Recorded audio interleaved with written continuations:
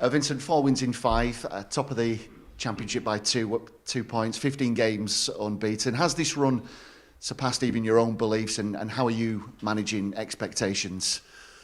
I think managing expectations is always about going back to kind of what we anticipated in the beginning of the season. You know, it can't just change because you've had a good run of games.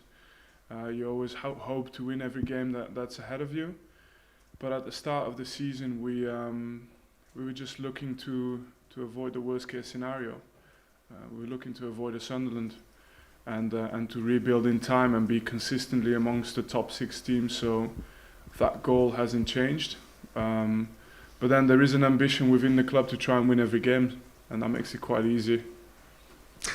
The visit of Reading on Saturday is the first of 5 games, and I think a crazy 16-day schedule. Have you set the players either a points or a league position target up to the Championship stopping and the World Cup starting? Is that something you've looked at? I think I was very clear about making sure we are in and amongst, I would say, the top 6 by the time that the World Cup is on. And you know, I didn't know whether it would be 2 or 3 points inside the top 6 or 2 or 3 points outside the top 6. But the main thing for me is to be in amongst it, because I think the team's got still lots of improvement ahead. But you know, I think we are where we are now, and we just try and win the next game, and then we'll see where we are then. And Jay Rodriguez, 8 goals in 13 starts in the Championship, Vincent. But you've had the likes of Nathan Teller, Josh Brownell also stepping up, sharing that goal responsibility. How important is that? Yeah, I want the goals to be shared amongst the squad. For me, that's important. And everybody's chipped in, but you know, J-Rod's a special player. He's a player that no doubt, if he wouldn't have been for his injuries, he would have played in a top 4, top 6 club in England. So that quality never goes, and he's fit. So I think he's happy as well.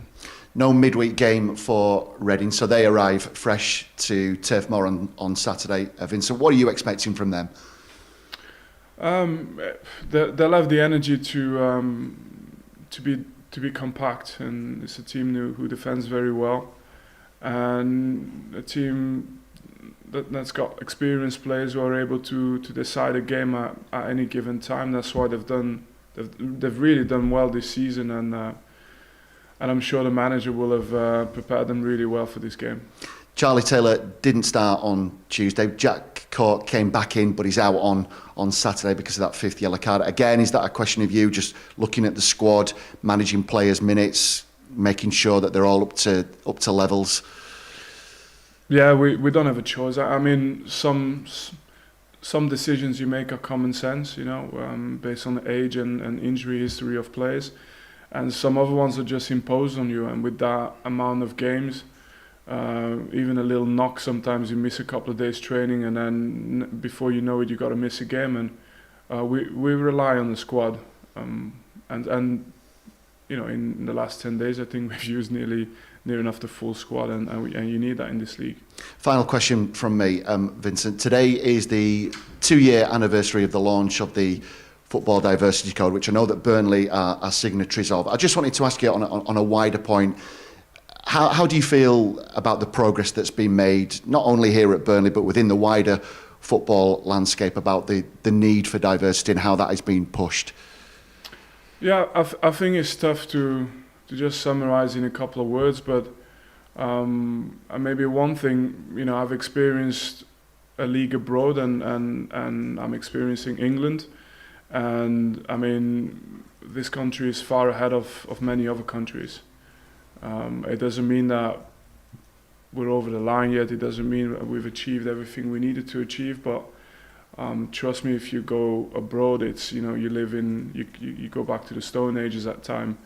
The key point for me is always to have representation in you know, representation in boardrooms, in places of power, and usually then it trickles down into society, into more equal, I think, opportunity, just because the debate then gets a little bit more, not as one-sided, but it's such a broad topic. So I think that's my summary in a couple of minutes.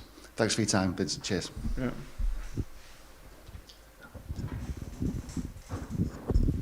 Hi, Vinny. You okay? Yeah, I'm fine. Thank you. Good stuff. Just quick check on Josh Cullen. I know he missed out in midweek. How is he? Is he likely to be involved at the weekend? We'll see. My is a player that if he has something, you have to be just making sure we manage it really well, because he's usually a player to get through pain and anything. But we'll see. If it's not this weekend, it'll be soon after, day by day at the moment. We've mentioned the squad a lot, and you've mentioned it a lot since arriving, and the one you've built here. When you see that players are able to sort of drop in and the general performance of the team isn't affected, how pleasing is that for a manager, and how sort of much of a pat on the back, I guess, is it for everybody with the work that you did in the summer in getting all those additions in a short space of time in what was a frantic window? Yeah, and look, one of the key ingredients of consistency is to not have to be reliant on always the same players. Because the moment one of these players disappears for whatever reason, you're not able to keep the same standards or the same level. And for us, I don't think that's been too much the case so far. Of course, we've got players who are in form that we'd rather have on the pitch to start the games. But in general, we've always coped quite well with it, and that's the first signs of hopefully a healthy squad. We're not there yet, but it's the first signs. And you know, I think we sensed it when we started this season. We had no guarantees about having a good recruitment, but we sensed that with each player we brought in, that we were getting closer. And there's still some surprise packages to unveil for the fans.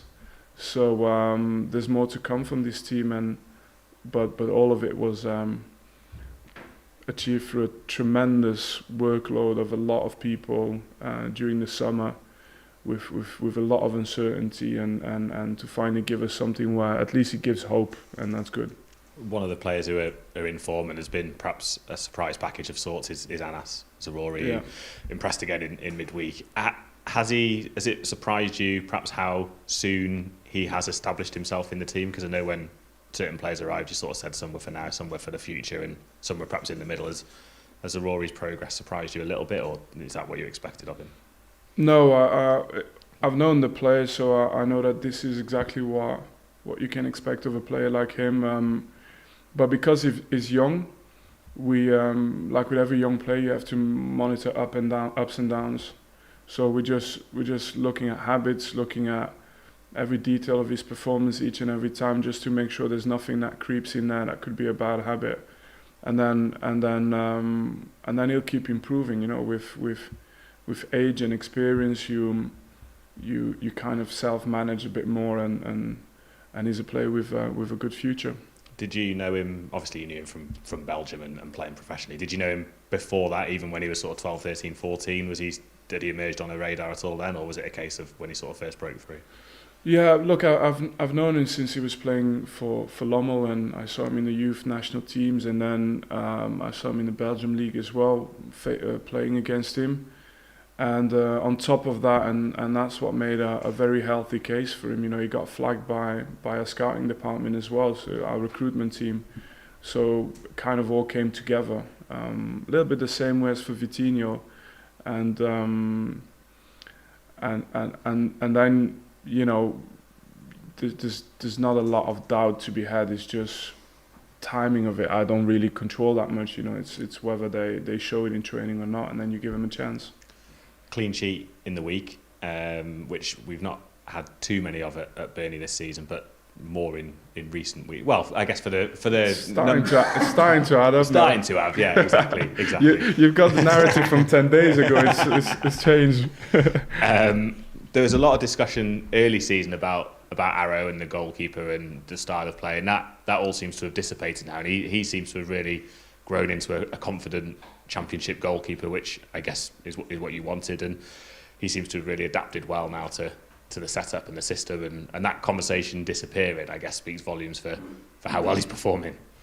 Yeah, I think goalkeepers are a little bit like centre halves and defenders in general. You know, you're not looking for that one performance and then another performance is maybe it's not you can't have that roller coaster. It takes time, and 15 games or 20 games later you're like, hey, we've not done too bad. They're actually doing quite well, and it's a bit different for strikers. It's just one moment and people will start raving about you, and or a couple of games like we just did now with Anis. But with defenders and keepers, it's about consistency. And that takes a little bit of time, so it's not surprising. And last one for me on defenders. You brought Charlie Taylor on in the closing stages on Tuesday just to sort of, I guess, give a bit more solidity defensively. Was that sort of a lesson from Leeds being conceded at times this season? Was that just a game by game scenario? What was your sort of thinking there? No, I think we got many different ways of approaching it. I think against Sunderland, once we overcame, and in the second half, we were leading 3-2 until in the final stages we scored the last goal. But we didn't bring on an extra defender at that time. We felt that, but I thought for this game and the attacking threat they have and the numbers they have forward, it was something worth doing. But it's an option that depends entirely on the situation of the game and the personnel you have, and I don't think that it's just one option to fix it all. It was just at that time we committed even more players forward, so we had Benson come on by then, we had Halil come on, and the only way to even it up a little bit sometimes is to add another defender. Lovely, thanks very much. All the best for Saturday. Thank you. That concludes broadcast session.